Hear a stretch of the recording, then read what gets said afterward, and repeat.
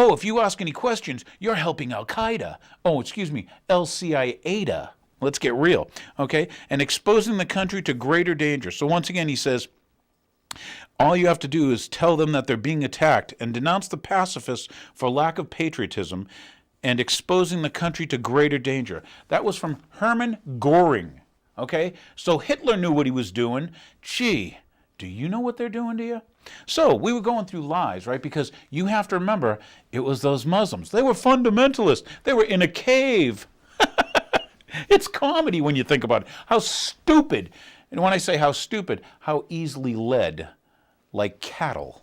Okay, let's go with fluoride. Here's a little bit of fluoride thing for you. Remember, fluoride's good for your teeth. You should put it in your water. It's good for you. Well, that's what they told you 50 years ago, and they've been doing it for 50 years. What's been happening to the health of Americans for the past 50 years? But don't believe me.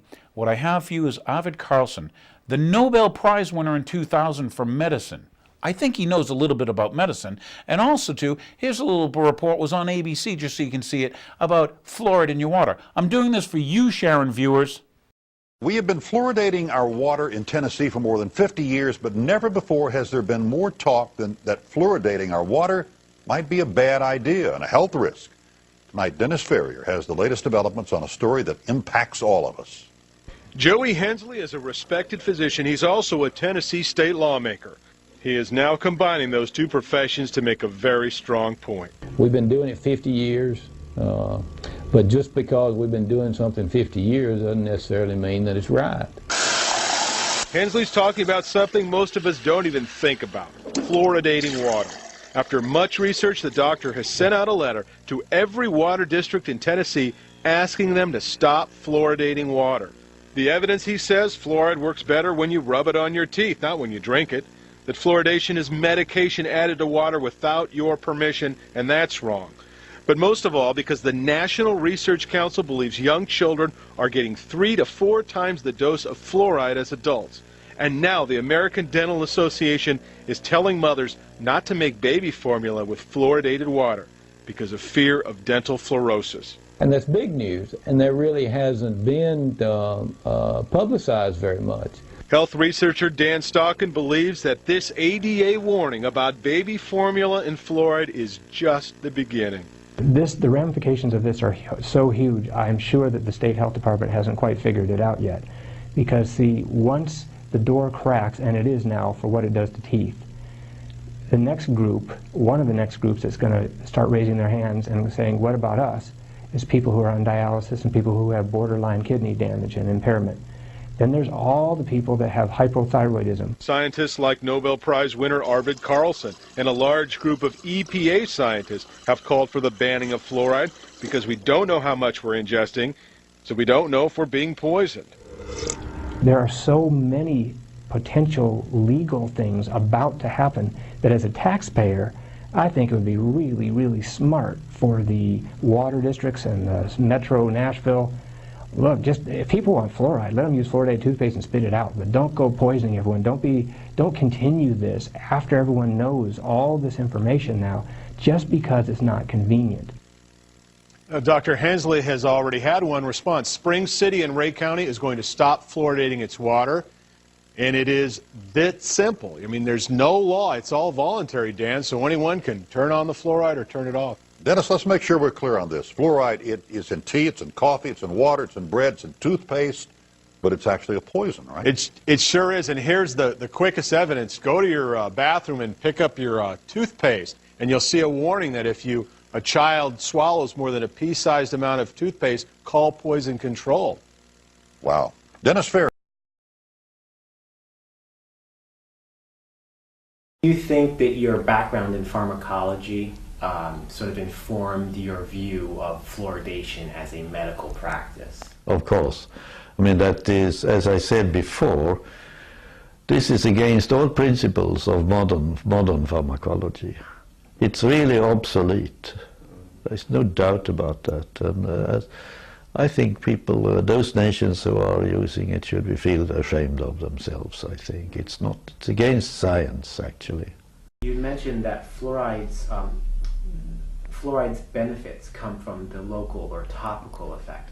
could you just discuss a little bit more what you see as the significance of that fact? Why is it important that fluoride's benefit is topical and not from ingestion? Well, in pharmacology, if the effect is local, it's of course absolutely awkward to use it in any other way as a local treatment. I mean, this is so obvious. How it's so really very, very far-fetched. You have the teeth there, they are available for you. Why drink the stuff? I see no reason at all for giving it in any other way than locally, topically if you wish. And it has the added benefit where the individual can choose whether they want to use it. Of course, yes. In the U.S., the Centers for Disease Control, which is a U.S. government health body, has proclaimed water fluoridation to be one of the top 10 public health achievements of the 20th century. I disagree profoundly. Water fluoridation to be one of the top 10 public health achievements of the 20th century. I disagree profoundly. So now you know what a Nobel Prize winner in medicine says about fluoride, and you also know what other doctors say about it. And the important thing, let's show them a picture. This is what's on the package they put in the Sharon water. But remember, they wouldn't lie to you.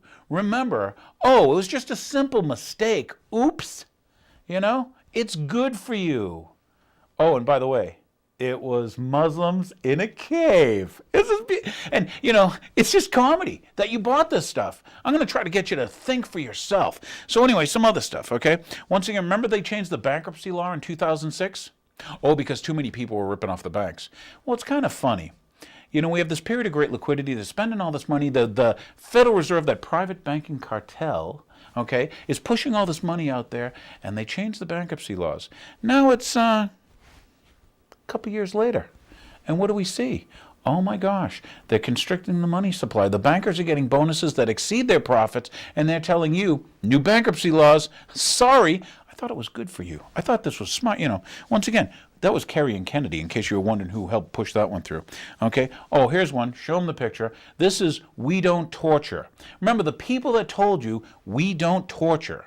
Remember they said, we don't torture. We may hire other people like Blackwater to shoot innocent people and let them off on a technicality, or Blackwater to help, you know, take the guns in Katrina and shoot at people. No, we don't torture. There's the piece. There's Bush saying it, and guess what?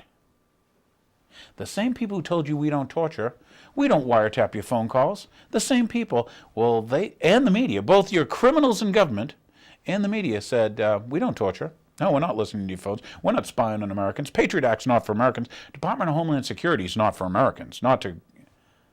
But you believe them when they tell you it was a bunch of fundamentalist Muslims who got you. Do you see the parallels to what they did before?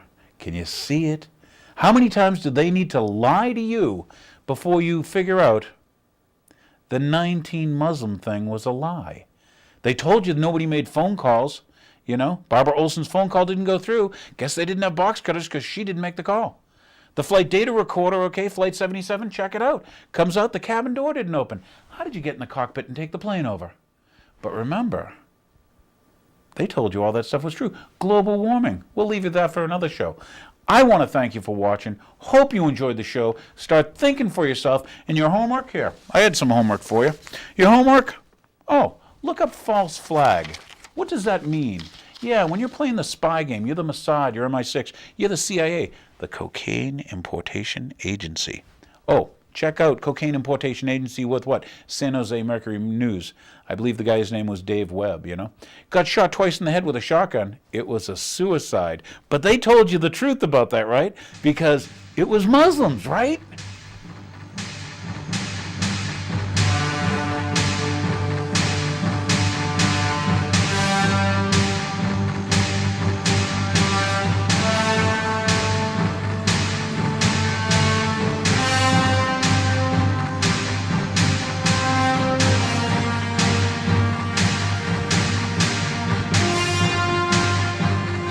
Question is, will they kill untold millions as they did in the last century?